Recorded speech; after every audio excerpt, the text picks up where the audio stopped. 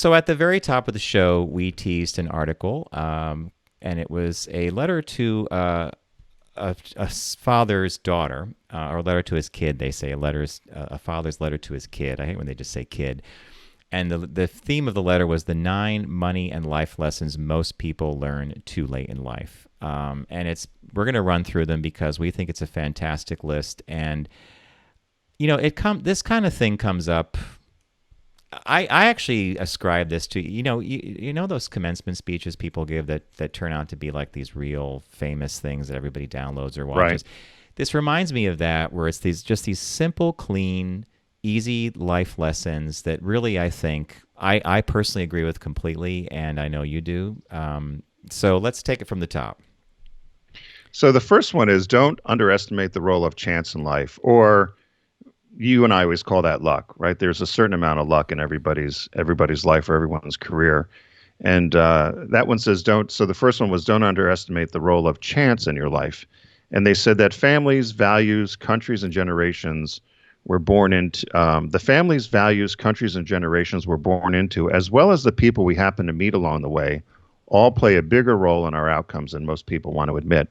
So it really is about circumstance, which a lot of circumstance has luck to it. What school did you go to? What people did you hang out with? What friends did you associate with? Did you move around? And a lot of that is not necessarily planned, but it's chance encounters, right? You never know who you'll meet or who you'll be involved with. So don't underestimate the role of chance in life. Hey, it's one of our golden rules in business. The role that luck plays. Never underestimate what luck does. Right. Right. Number 2 on his list to one of his kids' letters was, or a letter to a kid, the highest dividend money pays is the ability to control time. The thrill of having fancy stuff wears off quickly, but a job with flexible hours and a short commute will never get old. Having enough savings to give you time and options during an emergency will never get old. Being able to retire when you want to will never get old. And he finishes by saying, achieving independence is our ultimate goal in life, but independence isn't an all or nothing.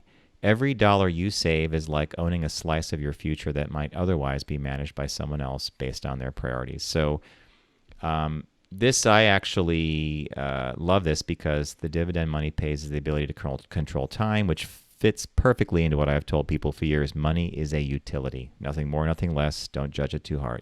Don't go crazy. Yeah, no, that's a great one. And I love the fact of the time issue, because you and I have both said that about you really can't put a value on your control of time if you can do it. So that's a great one. Number 3, don't count on getting spoiled. And so he says that in this letter to his child that if you understand early on that everything, you can't always have everything you want, and the only way to understand this is needs versus desires, is to actually work for these things yourself in many cases. So we're not going to spoil you was kind of the edict from him.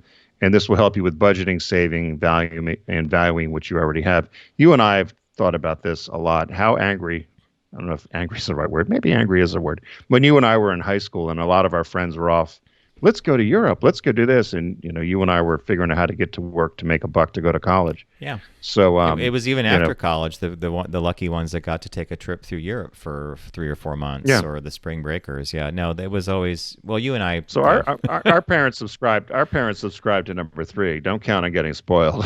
Yeah, did they heavily subscribe to that one. Right. This next one is success doesn't always come from big actions. Napoleon's definition of a genius is the person who can do the average thing when everyone else around him is losing his mind. I thought that was kind of a fascinating quote. Managing money is the same. You don't have to do amazing things to end up in a good place over time. You just have to consistently not screw up for long periods of time. Avoiding catastrophic mistakes, the biggest of which is burying yourself in debt, is more powerful than any fancy financial tip. This is like dollar cost averaging. If you're going to save $5 a week for the rest of your life, there's something good's going to come out of that, right? Yep. Number 5, live below your means. And this one is difficult, I think, in a materialistic society like ours, trying to keep up with the Joneses. But essentially, it's the ability to live with less is one of the most powerful financial levers, because you'll have more control over it than other things like your income or investment returns. And it said somebody could be very happy making 50 if they've learned how to live on 40,000 a year, versus someone who makes 150,000 a year that needs 160,000 a year to live. Mm. And so he talked about, again, it's not how much you make that determines how much you have, but it's how much you realize or determine about what you need. And so it's this the whole thing about living below your means, which I would say I've really changed myself and my focus. I would say when I was 30 or early 40s, I had a different view of what housing should be for me versus what it is now. In no way now would I ever want to have the sort of house I thought I wanted to have at 35, 40 years old, or living conditions. So I get that. Live below your means. I like that one. This one is kind of like the millionaire next door philosophy, right? Yeah. You know, if the people that had that small house that just they went on one vacation every once in a while, and it turns out they have, like, bags of money. Number 6, it's okay to change your mind. Now, this would seem to be self-evident, but I think that there's a certain rigidity in our youth that I've noticed about myself, that this is the way it's going to be. I'm never going to change my mind. And he says to the father who wrote this to one of their children, almost no one has their life figured out by age 18, so it's not the end of the world if you pick a major that you end up not enjoying. I love this part. Or get a degree in a field that you're not 100% passionate about. Or work in a career and later decide you want to do something else. It's okay to admit that your values and goals have evolved. Forgiving yourself for changing your mind is a superpower. I like that. That one about forgiving yourself for changing your mind, big, big, big thing for me. It's a big impediment for me sometimes to get out of my own way. But you're right. People get themselves stuck, and then they don't do that. But he's saying that's okay. Number 7, everything has a price. And I would add to that one, I added in parentheses, everything and everyone has a price. I love the tilt of the head. If I were writing that one, I would also say that in my experience, that everyone has a price, and not in a and that's not in a nasty way, but in terms of what people will do, or what people will do in their careers in order to move ahead or not move ahead, depending upon what they want to do. But it says the price of a busy career is time away from friends and family.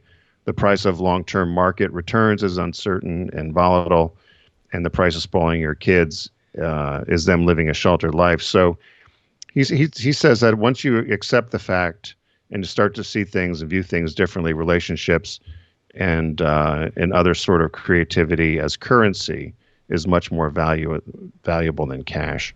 I don't know if I stumbled through that correctly, but everything has a price. Everything has a price. No, and it makes you it's a calculus that you could then use to make decisions about how you invest your time, who you're investing it with, etc. Number 8, and we're almost at the end of this list, is money is not the greatest measure of success. We have said this often. Warren Buffett is quoted as saying, when the number of people you want to love you actually do love you, that's the measure of success. I think it's pretty self-explanatory. No amount of money can compensate for a lack of character, honesty, and genuine empathy towards others. I cannot agree with that more.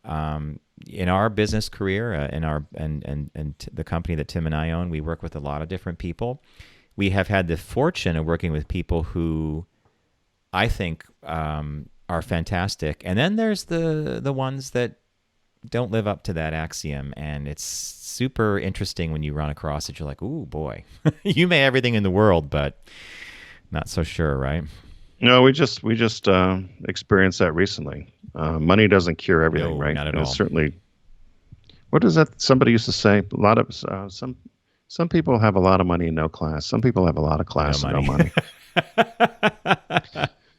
Number 9, don't blindly accept any advice you're given.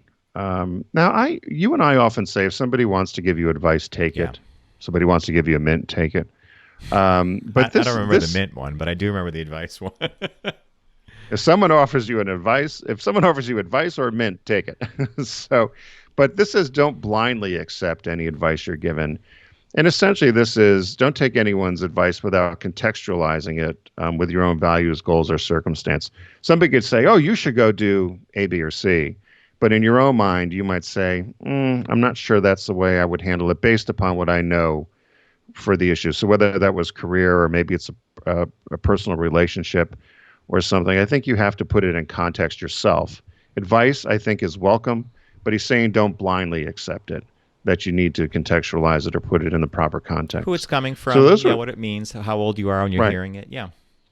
right? Is there an ulterior motive that the person might have? So those were the 9 lessons. I thought this was good. This came from was this from CNN or CNBC, CNBC? I think. Yeah.